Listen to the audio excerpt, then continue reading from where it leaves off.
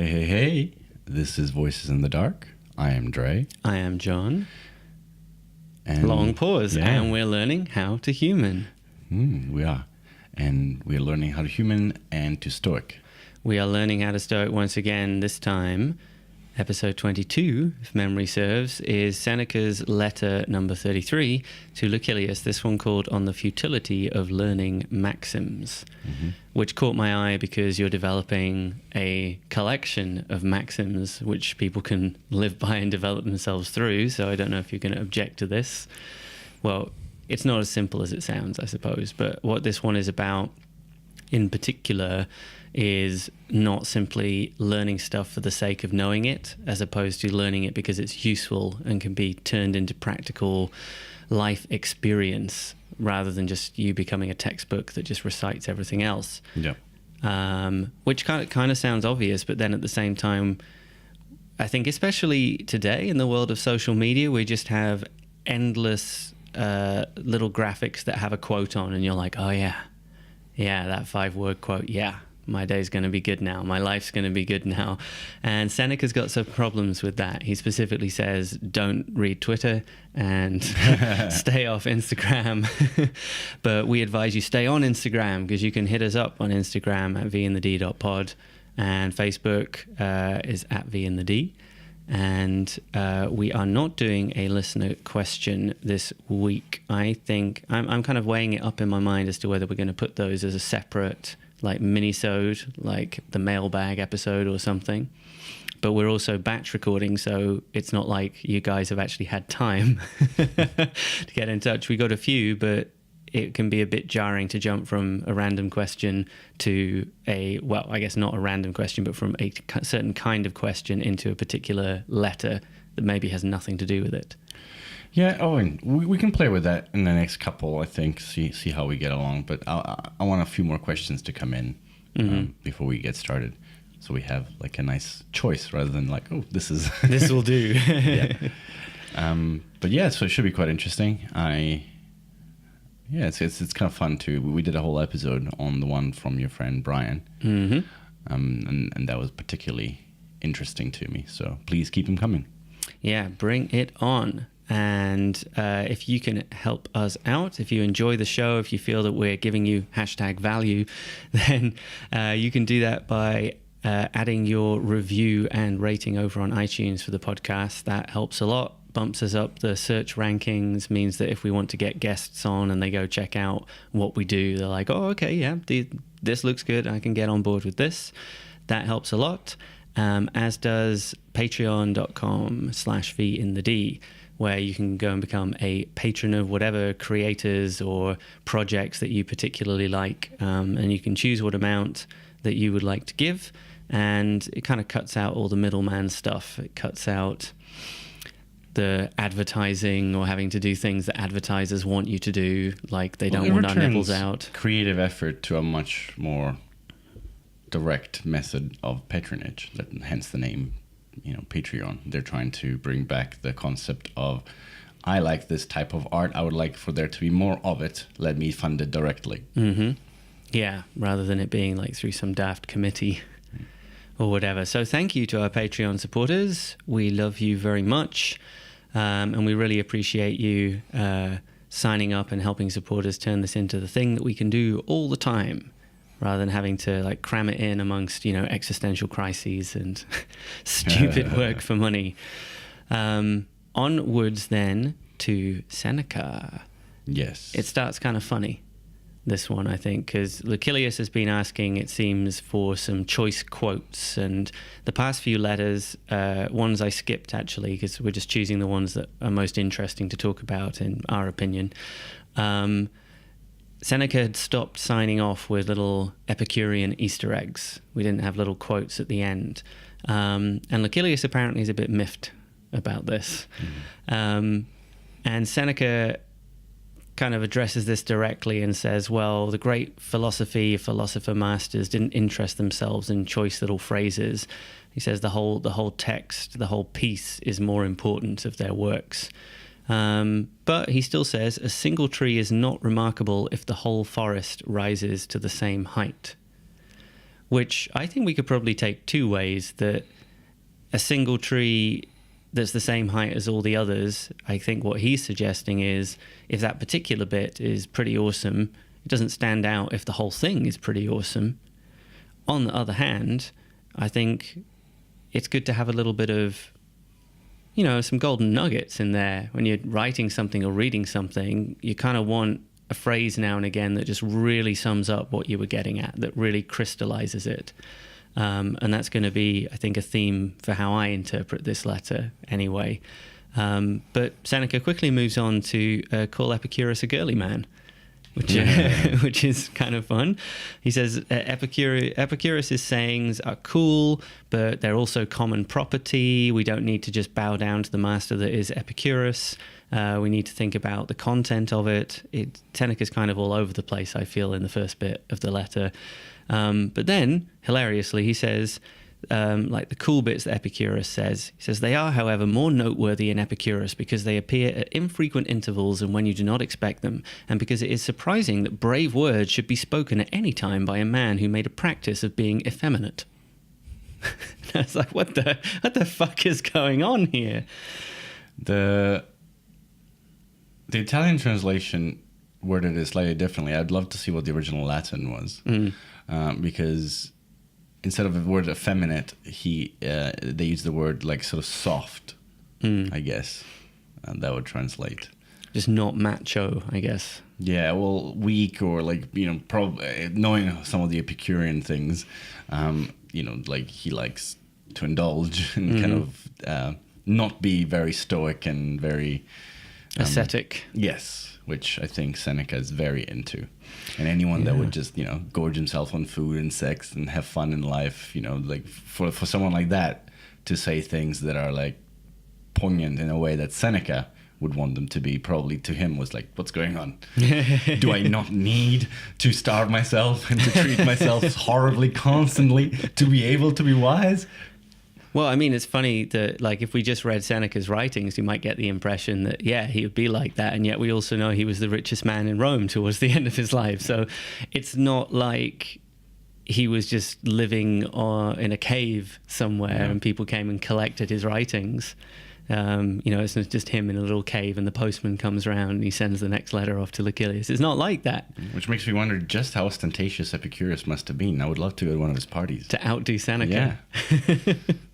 So I guess the point amongst the funniness there for Seneca is that the reason that Epicurus's quotes that Seneca picks out are particularly noteworthy is that it's sort of surprising that they come from him, which is a little bitchy.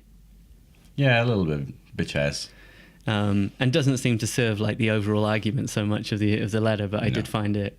I just started giggling, which isn't so often the case when reading Seneca's letters. So, reading your notes, I made much more sense of this than reading the letter.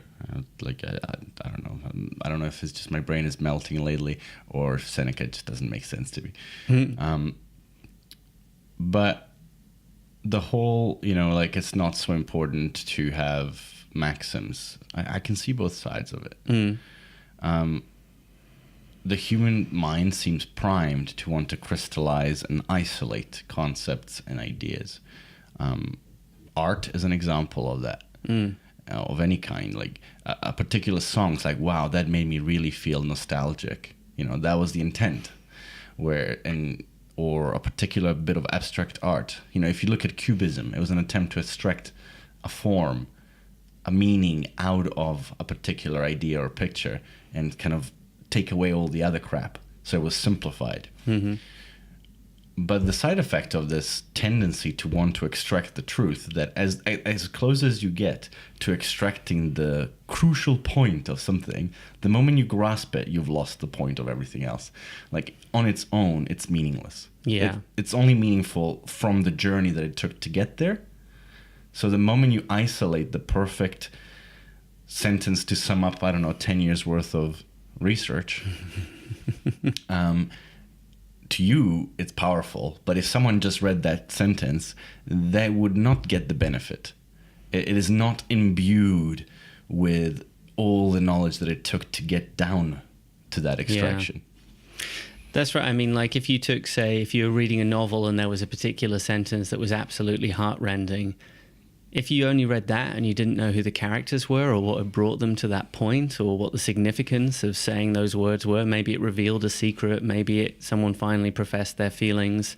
I mean, maybe it's just as simple as, I love you, he said. And you're like, well, so what? But what if you've invested so much time in the journey that led those characters to get to the point where those words were said? It's night and day, and even more as to the difference between the impact that it might have on you. And I think that's what Seneca's worried about, for sure. I want to just go back to when you said, like in music and in art, though. I was thinking recently, I don't think it was on the podcast that I was saying this, that I think music comes closer to speaking the truth of existence or of the universe, that as soon as we end up with words, I think we move a step away, which is why I think my writing practice will be inferior to because if part of the point or the drive that gets us to try and express our experience of the world and share it with other people, once it gets put into words, it gets even more subjective than, say, music or drumming or a picture or like an abstract picture, because each word can have kind of subjective meanings. I mean, forget words like the and, but particular nouns, verbs, whatever. Whereas a few people, I think, are going to sit in a room reading the same book and be feeling that they're sharing this incredible experience and seeing something all together that connects them, compared to if you're in a concert hall listening to a particularly amazing piece of music. That's funny, because maybe you're right, but that's a revelation to me. Whenever like I read a book and I wanted someone else to read it, or a movie or something like that is more of a singular experience. Mm-hmm. To me, it's always been the same as singing together at a concert. Like even more so, I get so much more excited by someone reading something I read, or watching the same TV show that I did. Knowing that it's happening at a distance doesn't matter. To me, it's like we're sharing the same experience. But maybe they're not getting that at all. Or maybe. Well, I mean, you were getting like super into this new Netflix show, Altered Carbon, and you were super excited, and I watched it and I enjoyed it, but I wasn't super excited in the way you were. Wasn't that a bit disappointing for you? No, I mean, on some level, I guess, but not overly so. I mean, I guess sometimes when a particular piece of art of any kind strikes you, and you're like, "Look, it's amazing," and the other person's like, "Yeah, it's pretty nice," there is a bit of a sense of loneliness, intellectual loneliness. It's like, oh, yeah. I think maybe what I'm trying to get at is not. Maybe it's not about sharing something as an audience, but so much as being able to feel something, like the feeling that the artist was trying to get across. Okay. Or something Joseph Campbell writes about, that when you see like art that really, or a story that really captures some eternal human experience, it's the true art is the evocation of that knowing, that you see it and you're like, I recognize that speaks to me and of my experience in this world too. And so stories can do that, and I guess words can do that too, and yet I think there's something of, it's more like a direct portal potentially when it's an image or when it's music. Although, like, yes, but I wonder if what's going on in everybody's brain isn't the same. Like sometimes it is because they have similar upbringing, similar, they studied in the same type of school in the same type of country, so there might be some synchronicity. But at the same time, I'm reminded of a sentence. I think David Grohl, the singer of Foo Fighters, said that like something about the best thing about performing to a huge, like 10,000 people, the singing back the words to your song for 10,000 different reasons. And that struck me. It's like, oh yeah, maybe maybe one person's like, oh, this is just like when my mother left me, and the other person's like, oh my God, this is like my first love. And so perhaps there's a connection of emotion and of being human, but each person is experiencing it for a different reason. Maybe if you're successfully playing a chord of existence, that's what matters, that whatever people bring to it in terms of the particular memory that it brings to them, there's a connection of just being, of aliveness that draws people together. Of course, it's still subjective because not everybody finds a particular song. Like, even if 99% of everyone in the world liked a particular song, there's still 1% who don't. But I think that's part of what's going on, is that sense of connection and recognition, even if it's still going to be inevitably subjective to some degree. Yeah, that's a fun rabbit hole. I'm going to come out of the rabbit hole a little bit and see, go back to Seneca. He kind of jumps around and he thinks that some quotes are good and useful. And obviously he must to some extent, because he was using a bunch of Epicurean quotes over the past bunch of letters.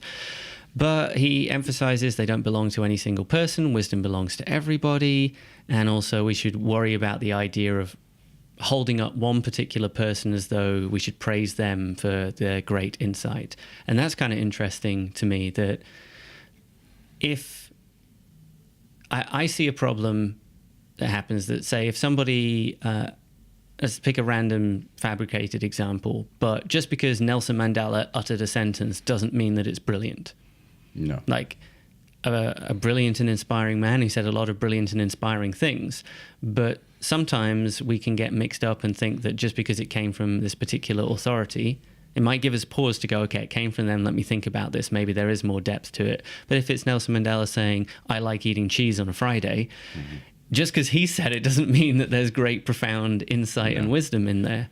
I guess the inverse is also true. If someone says something that to you is amazing, it doesn't make them a great man, or maybe they don't even understand the implications of that sentence the way that you do. Yeah. So you're ascribing them a power that maybe is unjustified. Yeah, and that can be surreal if you write something and then someone's read it and they come up to you and go, this was incredible, this rocked my world, this told me that, and you're like, oh, that was a throwaway, a kind of a throwaway line. I remember I met some historian once, a Ukrainian historian. I hit him up and we went to this like weird little cafeteria with dumplings. And so we sat there and I said, I read this piece you wrote and it really inspired me. And he was embarrassed. And I was like, how come? And he said, well, I wrote that, and he used this colloquialism translated, I wrote that with the left hand, which kind of means like sort of absentmindedly just pumped it out, kind of thing. I was like, oh, well, that's interesting. So you felt like it was a bit of a throwaway piece, but to me, it really inspired me. And there was an odd disconnect there. But like you say, it doesn't matter that for him it was kind of, maybe didn't meet some sort of standard or goal he had, but it still had a really positive effect. Yeah, it's interesting, and it kind of ties into my theory of mind. Essentially, you know, you heard the word of the gods, but you have to realize that your gods are yours. Like your brain has connections and meanings and bits that are yearning to sort of weave threads between each other that are not necessarily those that others have inside them. They could be similarities purely by accident, but there's no direct connection between your brain and their brain. It reminds me too of this phrase that goes around a lot about when the student is ready, the teacher will appear. And I continue to feel this sort of sense of something isn't quite right about that for me. And I've been trying to play with it. And maybe for me, it's something more like, when the student is ready, something that will help you learn will appear. It's not that a teacher will, and I know the phrase is meant to be ambiguous anyway, that might be an event happens that teaches you something, but it's more, is your mind open enough to something new that when something does turn up, it's going to help you get somewhere, some sort of nourishment? I think there's a mismatch in causality, which is caused by the subconscious versus the conscious. I think perhaps the people that do stumble upon that is because they've already learned the lesson deep down. Okay, so they already sort of learned it, and this crystallizes it. So they're ready to notice it or hear it and connect the dots between subconscious and conscious and form the idea that the lesson brings out. Then that also makes sense for like getting your little nugget, your quote, having been on the journey to get there. That when you get there, you're ready for it, and suddenly it's like, boom, the lights go on. I think so. I think we're on fire, which is surprising because I feel really tired. I'm in this cold room under the stark, bright lights as we film this. Good, we're getting somewhere. I think so. I want to see if I can bring up your point, but I have a funny game that we can play. Oh, okay. Well, I was going to move on to the next part of the Seneca. Is your game going to be ready now, or shall I keep talking shit? Keep talking shit. Just 1 second. Let's see if I can bring it up. Okay, he's still looking, everybody. He's on the Google machine, and... So when talking about quotes, one of the things I love doing... Talk on into the mic. Oh, yeah. So people get really wrapped around particular sentences and quotes and maxims and so on, sayings, and, like all the inspirational bullcrap you see on Instagram.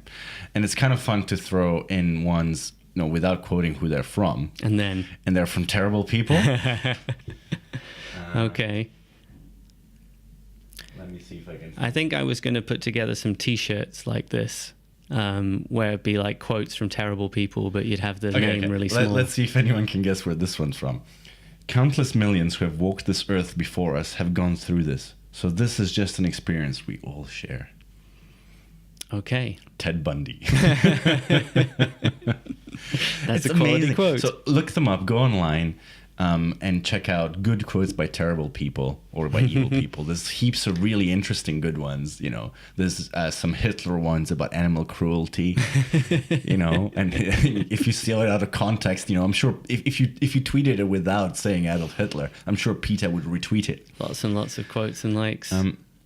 And there's also things that, when used out of context, become damaging.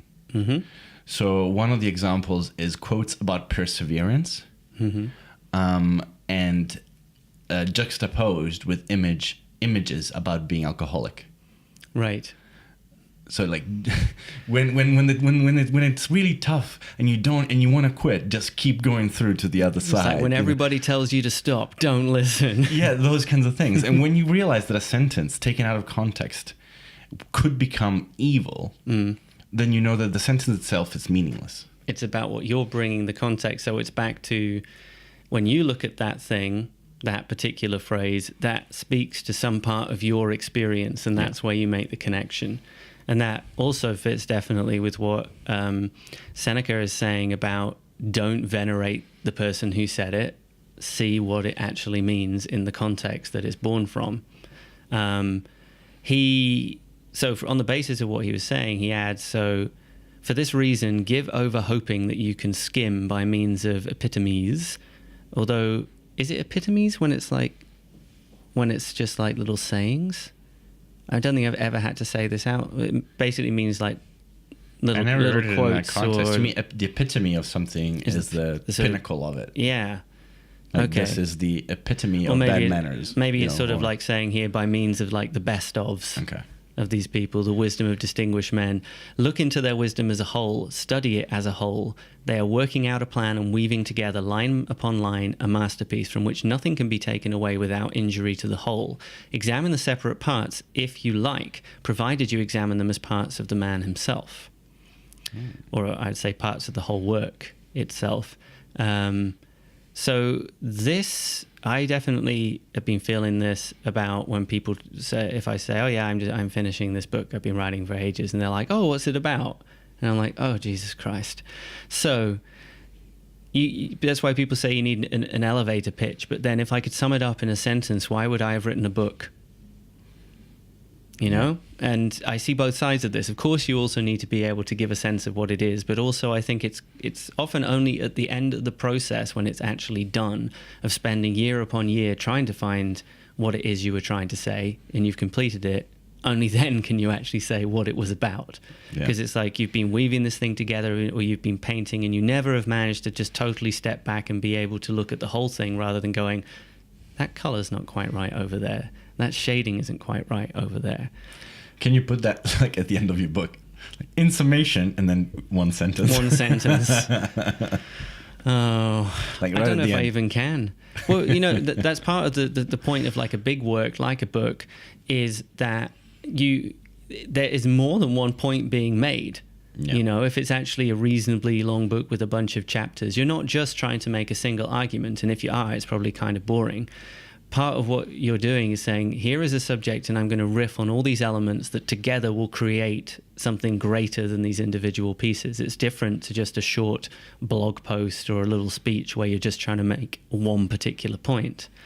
In fact, I think a book often is, like, the point of a book is to say that thing that you think is so simple, actually, It's not.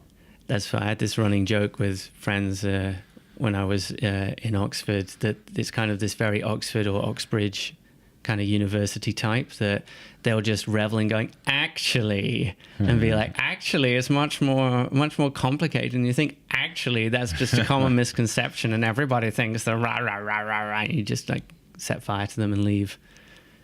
So Was that allowed? I get, I think if you're posh enough, surely. That's how they roll there.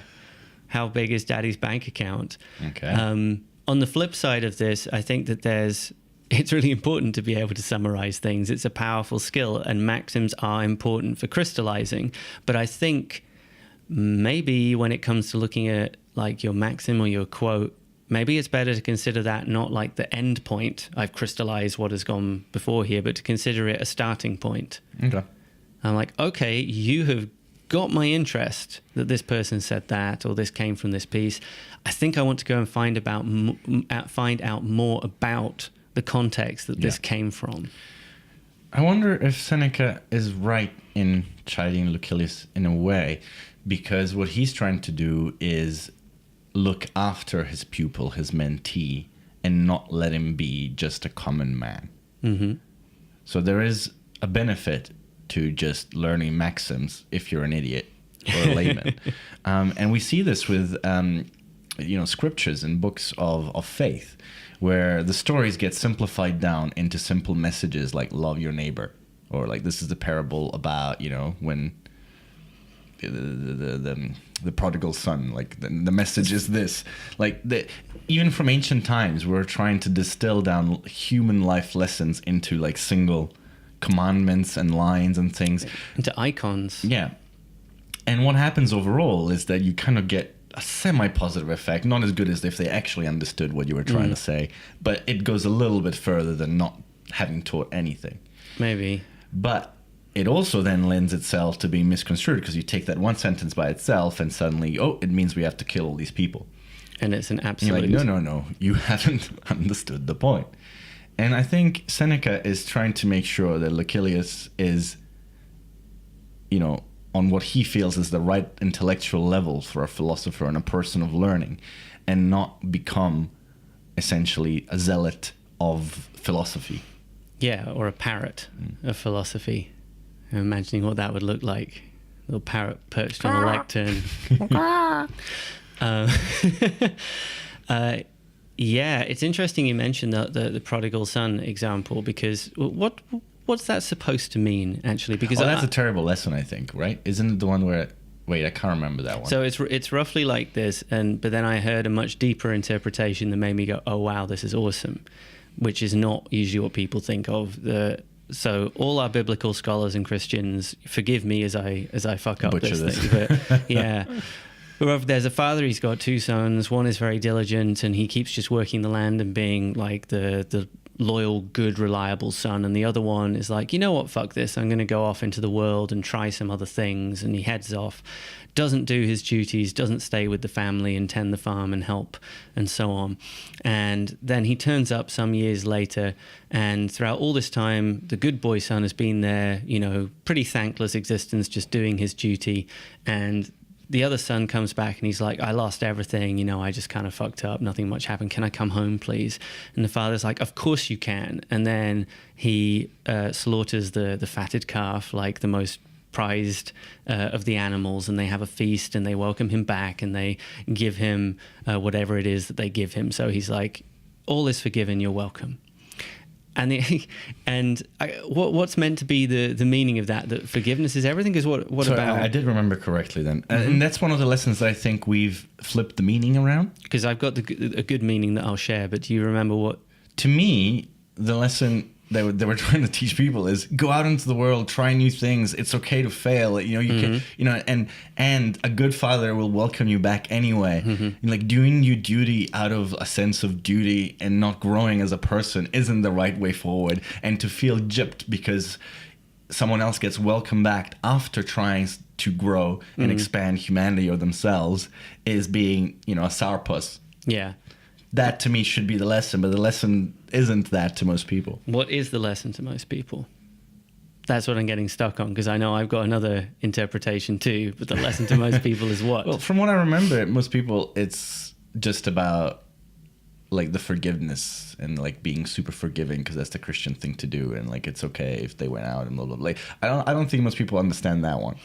So the deeper meaning that I found interesting, that I heard Duncan Trussell talking about, is that we can take this not as anything to do with like actual family relations or separate people. Right. This is about yourself. You are the father and you are the two sons. Right. Okay, I like that. And part of you wants to go off and explore and experiment and change and fuck up, and then you can still welcome yourself home, not beat yourself up for having tried something and failed, and not be needing to be resented by the brother figure who's the part of you who's like, why didn't you just do what society told you to do? Why didn't you just, be the drone that you're expected to be? You do come home, you do welcome yourself back, and you're like, it's okay. We're still all part of the same person, and we tried something, but you're still cared for, you're loved. I forgive myself for maybe making some decisions that didn't go so well. Cool. I like that. And maybe we should apply that idea of what if all the characters are aspects of your personality? That's what mythology fuck is meant to be. Well, the story that makes me laugh the most, to me, that I think is one of the most widely misunderstood ones, is the Abraham and Isaac one, where God asks Abraham to sacrifice his son Isaac. And, Abraham is just about to actually do it, and God's like, stop, it was a test. I was kidding. I think Abraham failed the test. Because? A just God would want a just person to rebel even against God himself if something was evil. Surely. I think we need to find out what Jordan Peterson thinks about this. I'm sure he'll have a take. To me, that's a failed test. Like, it's a failed test of inner morality, to obey authority even when you think it's wrong. But the God of the Old Testament isn't a just God. The God of the Old Testament is a vengeful monster. Depends how you look at it. If my interpretations of some of the vengeful things are correct, those stories were about someone that was good and trying to teach good, but people kept misunderstanding. Yeah. Right. There's also the Gnostics used to think that the God that most people thought of as God was actually a sub-God, actually spirit, a demon, the demiurge. Yes, more closely related to the devil. And that we're actually living in hell whilst we continue to be under the rule of this demiurge. Yeah. And instead, and what makes Gnosticism interesting, I don't know much about it, but there's actually some cool crossovers with Buddhism, which is we're already in the kingdom of heaven. It's all inside of each of us. And there's this lost gospel it's not lost anymore, the Thomas gospel, which I can't remember if the Gnostics sort of claim it as their own, but it's one of the gospels that didn't make the final cut that the Catholic Church decided was okay. Because in it, Jesus says a few too many things that don't benefit the church. He says things like, the kingdom of heaven is inside each of you. And it's not about you must live this good mortal life now to be let through the pearly gates into heaven. He's like, you're already there. It's inside you. You can be it. You just need, like the Buddhists kind of talk about, to burn away all of the illusion and the vice and the obsession and the fear that you have in the way you look at the world and yourself currently. And so in that, when it's this sort of Jesus or this enlightened figure telling you, you're already enough, I'm just going to try and help you see that you're already enough. And so that didn't make the final cut. But that's also, I think, what the Gnostics are getting at, that it's all inside you. Pretty hard to get there, but it is. That's a good quote. It's all inside you. It's all inside you, brackets, bitch. So what does Seneca have to say else? He says there's tons of maxims out there, and yes, they can be cool to know. This is not a direct quote, but you also need to add something of your own to the mix. Can we make it out like Seneca talks in like ghetto speak? They could be cool to know, dog, but don't be tripping. I think we're too white to get away with that without serious repercussions. We might, maybe we need to bring in like a person of color, friend of ours, who can just step in to do those voiceovers to avoid social justice warriors cracking down on us. Okay, so we need a token black person for our show. Is that what you're saying? I hope I've not said that. I guess that's what I said. I find that so frustrating, though, the idea that you have to be a certain color of a certain background to kind of play with another bit of culture. That's silly. I mean, like, so I'm not allowed to like sing an Italian song because I'm not Italian? Is that heresy. The problem? Total heresy. Anyway, separate point. So rather sarcastically, Seneca says, so this is what Zeno said, but what have you yourself said? This is the opinion of Cleanthes. But what is your own opinion? How long shall you march under another man's orders? Take command and utter some word which posterity will remember. Put forth something from your own stock. I like this a lot. This is the don't just be a parrot kind of piece. What do you think? And this makes me think so much of when I was teaching undergraduates at university, that I would try my hardest to, like at the beginning, go, listen, you do need to do this bunch of reading to, learn what it is that we're talking about here. But when you write it, please don't just summarize it and say this person said this and this person said that. So overall, it's a bit of both. Like, I want to hear what you think. I don't need you to show that you can just digest and like regurgitate this stuff. What do you think? I would have liked her as a teacher. That's not really what I got in science. Yeah. I think in science it's kind of different, but then also the brilliant scientists, the ones who regurgitate? Surely not. No. And a lot of them just wouldn't believe me, or maybe they'd had too much like years of schooling where they've been like horribly punished. I don't want to fail. Yeah, they thought I was the vengeful What do you god. mean I can think? No, you will not make me sin you tempter. And so most of them went that way. So they were true to their faith, but they were not very creative as a consequence. Oh dear. Because okay, so it also that's frustrating as well, but it's frustrating more to see that they've had the originality and creativity beaten out of them in the first place. Yeah. And yet the only way that you get to a level of being creative or getting the top marks, unless you've got a total dickhead like dictator as a tutor who only wants to hear their own words back at them. The only way you get up to that next level is when you do bring your own thing into the arena. So I guess my seemingly contrary nature throughout my life, that actually helped in that, say, when taking an exam or whatever, there'd be a question and my first move would be to destroy the question and essentially say, well, that's a silly thing to ask, or there's a lot of assumptions going on in this question, or I think this just is taking things from the wrong angle. And to do that is actually to do really well, because it's creative, it's original, it's showing a greater level of engagement than just blindly marching in the direction the question seems to have asked you. Plus, your audience, the exam markers or the people you're talking to, are like, oh, thank God, I'm not just reading the same answer again. So it's exciting to hear that. So it's something I've talked about too, about how a lot of people of prominence, or maybe just people you also know, seem very smart, but smart is not the same as wise. Let's use words like that. Smart, people often say, just means you recall a lot of information. So you've basically got a library in your head and you can recite from it. That's pretty impressive. But that's not the same. What smart is? Okay. Well, I don't think that's what smart is, but I find that that's a word that people use when they to hear describe. Regurgitate shit. Like, of course, Shakespeare, rah, rah, rah. And they're like, oh, you're so smart. You've memorized some Shakespeare. But I think you might as well be like I wrote first in my notes here like a broken CD, like skipping, but maybe it's more like it's a piece of old vinyl and you're just wearing the grooves deeper and deeper in there and nothing new is happening. It's more that it's just kind of boring and degrading. What's the use of knowledge if it's not being put to use? And this is what the likes of Nietzsche and other more dynamic thinkers would do, that thinking and learning is only relevant or meaningful if it has some resonance with your life. Yeah. It's a weird thing because it's like, if you think about it in martial art terms,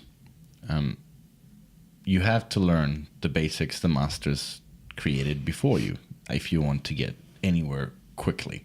Mm-hmm. And it's fine to practice the strikes and moves in a very rigid manner to get them internalized, so you don't have to figure, you don't have to spend 50 years figuring them out for yourself. Mm-hmm. No one, like anyone that joins a karate club and goes, I'm going to strike with my nipple, what if it's really effective? Sexy. It's not going to go very far. But there is a switching point between in martial arts is when you get to the level of master, a black belt, where you've internalized the concepts and you become creative. Now, a lot of places don't reward that stage or don't teach you that stage needs to happen because I guess lack of communications, humans like to make things implied and subtle instead of going, at some point, actually, it's okay to break the rules because maybe it'll confuse the student. I don't know. But there is not so much emphasis in the transition. So there's a fetishization of the memorization stage. Yeah. And then it gets people trapped in this just regurgitation of words or techniques in martial arts or whatever it is that you're learning. I remember a friend of mine that wanted to be a comedian, and he just kept repeating other people's jokes. He was just doing impressions of other people. And I thought, and when I first heard him say those jokes, that if I hadn't heard them the original, I thought he was the funniest person on earth. And then I started to see the comedy specials that he got them off. I'm like, oh, you're a thief. Yeah, and I never thought that was a problem. I thought, okay, cool, but keep working on it. Next level is doing your own. Yeah, I think that's a great example of it, and it's it was making me think of something that's now fallen out my ear and dribbled down my dribbled down my shoulder. It was something about needing to. Yes, I found in the latter years of being in academia and needing to teach, and that especially in the US when I was there is a fetishization of remembering stuff and repeating what other people said and sort of kowtowing to the different schools or followers of the great historians of the time. And I felt pretty insecure about the fact that I just don't tend to remember lots and lots of dates and facts. And you kind of get shamed for not knowing that. But what was interesting to me and what I got excited about was what I did with the things that were interesting to me. And I can always just look up the date that I forgot or check this and that. And again, it's useful to remember a bunch of stuff so you can see the patterns and see where what you're thinking links. It's easier to make new combinations if you hold some stuff in your head. But I think part of breaking the rules and the creativity is not being trapped in the structure of, oh, no, I need to think within the current framework as it's been established. Yeah, and there's been a couple of studies quite recently that have shown that forgetfulness is closely linked and correlated with intelligence, because true intelligence is creative, and if your memory is too good and too rigid, then creativity becomes harder for the brain. So there needs to be a bit of a chaotic, I forgot where I stored that information, layout to the brain to allow new combinations to arise. That makes me feel even better.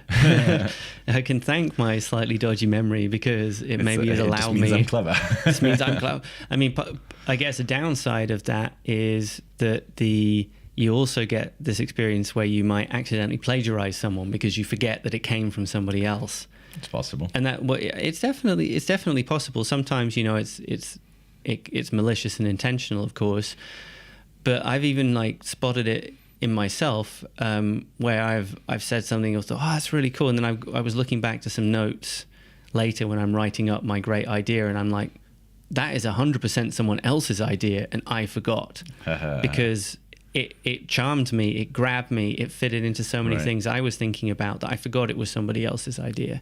I'm not a big believer in plagiarism being that bad of a thing. Like, I mean, it is in modern society because we're forced to make a living out of our ideas. And so if someone steals them, they've stolen not just the idea, but the livelihood. But to me, information should be freely exchangeable. And it's okay, for example, if someone else makes an idea that you came up with popular because maybe they're better at saying it. I think it's annoying, and it might mean that you don't get to eat, which is very annoying, but we could solve that with a different route than extreme, crackdown on intellectual property. For example, with universal basic income, suddenly people will be like, oh, cool, look, my idea made it all the way to the top. Someone managed to get it listened to. I think that's a great way that it can work. I think we've argued about some of these elements before. I'd say a kind of practical threat that I would see immediately is that there's already what to call them, basically scam organizations or people who just go around taking like conference papers or like finding your PDF manuscript that you were sending to someone to get some advice, and they just publish it. Like no changes, they just publish it and start making money from it. Well, that's the thing. So you have to decouple the making of money from information. Mm-hmm. I think we will be, I don't know how we can do it, but if at some point in society we can make it so that information, you can't make money out of information. But then part of it isn't just the money, it's about when you contribute something to the common good in some way, maybe through your art or maybe through something you create. I think it's a pretty important part of humans being in a society that input is recognized, that you do it, look, I'm doing this for everybody, and there's sort of a reciprocal, it's not like we applaud you, you're amazing, it's like, oh yeah, you're doing your part, that's great. There's an awareness of input from all sides. So if you put input in... I'm aware that we feel like we need that. It seems to, people want to be recognized. But well, I'm not just saying that people want to be recognized. I think that if we're in like our little group and it seems like certain person never does the washing up, resentment grows against the person who never does the washing up. What if they did do the washing up, but we just don't know they did because someone else is claiming that set of washing up over their head? You see how it's not about applauding the person for doing the washing up. It's going, you didn't do the washing up. We're going to start thinking you're not really pulling your weight or contributing. That's the backlash side that I'm concerned about. I'm not sure. It's an interesting point. I just feel like we could take steps to make it so that the monkey feeling of punish the person that doesn't work no longer is an instinct that is encouraged. Because I think it's one that we naturally have, and you can see it in monkeys quite that's why I'm using them as an example, where if someone gets like a cucumber slice instead of a really nice treat, and the other person, like the other monkey, gets something else, there is a sense of fairness in monkeys and apes. But I think it's silly. Like at some point, with abundance of resources and technology, we should be able to get to a point where I think Louis C.K. said it best, which now I feel weird quoting him now. Well, did he have his dick out at the time? It says, you don't get to look in your neighbor's bowl to see if they've got more than you. Bowl? Bowl. Bowl. Bowl. Okay. You only get to look in your neighbor's bowl to see if they haven't got enough. Yeah. It's powerful stuff. The moment we get to a point where I think we should strive as a society so that there isn't anybody that doesn't get enough. Then if someone gets, more, then who cares? Well, some people are likely going to care, but I agree. I'd like much more to be in the state where, okay, there's enough in my bowl. Is there anyone else I can help? Cool. That person's eating themselves to death over there. It's a shame for them. But whose turn is it to do the washing up? Anyway, what Seneca... Oh, yeah, and just regurgitating other people's stuff, I call that intellectual masturbation. That's all it is. Like, look at me, I remember stuff. Look at me, look at me, look at me. Oh, I've come. Anyway, what Seneca goes on to say is that we need to grow from this stuff. He says, but it is one thing to remember, another to know. Remembering is merely safeguarding something entrusted to your memory. Knowing, however, means making everything your own. It means not depending upon the copy and not all the time glancing back at the master. So it's time to move out of the master's shadow as they did before you as well, from their teachers, or you're just going to be an apprentice forever. You're just going to be the parrot saying the same thing over and over again. And simply knowing all that they know is not the same as having made it your own, adding your own little flair and signature and internalizing it, rather than just being the robot that follows the code. And then Seneca continues to the end, or a couple bits. The truth will never be discovered if we rest contented with discoveries already made. Besides, he who follows another not only discovers nothing, but is not even investigating. I find that pretty powerful. That I think when he says the truth will never be discovered, we could take that as like, there's always more to learn about ourselves and the world, and as the world changes and we change, it's not going to be fixed in any case. But if we just sat here and went, we already know everything, well, we'd be completely wrong and we wouldn't be doing anything. Yeah. And if also, there is no truth. and he who follows another not only discovers nothing, but is not even investigating. That's like, you're not even living your life then. This is another bit of Joseph Campbell that I find particularly evocative, that Carl Jung, the psychologist, also focused on. That I think Carl Jung put it like, if you're walking down like an already beaten path, you're on somebody else's path. And Joseph Campbell looked back at the tale of the search for the Holy Grail, and all the knights arrive at this enchanted forest, and they considered it would be too shameful to all go in together. So each of them goes to a different point in the forest and makes their own path, because if they were on a different path, that wasn't their path. And this is all metaphor. This is all not about an actual forest and needing to be a crazy hero. It's about being the hero of your own story and doing the things your way, even if it's within like a common frame of reference, the forest, the world, whatever it is. But to truly go on the hero's journey, push yourself to develop, to change, to not just repeat everything that was done before you, not to just do what your dad did, but to be your own person, you need to create the path yourself. Yeah. Which is scary. Just had to sound too dramatic there. I just add in, it's scary. You need to do the training. You know, intellectually, it's no different than, not going to the gym and doing the exercises by going, I know which exercises I should do. Yeah, I've seen other people do those exercises. Those would be the ones I need to do to get a perfect body. Bow down before me. Yeah. And the last bit, Seneca says, what then? Shall I not follow in the footsteps of my predecessors? I shall indeed use the old road, but if I find one that makes a shorter cut and is smoother to travel, I shall open the new road. Men who have made these discoveries before us are not our masters, but our guides. That almost brings a tear to my eye. I really like this. Not to just feel as though all the great people have gone before us and that we are desperately trying to catch up with their wisdom, so much as they are like lighthouses. They're beacons that help guide us as we find our own way across the landscape. I like that. I might co-opt that in terms of, I was looking for a name for the people that follow my new set of Maxims, philosophies. Yeah. And some kind of word that symbolizes guiding would be interesting.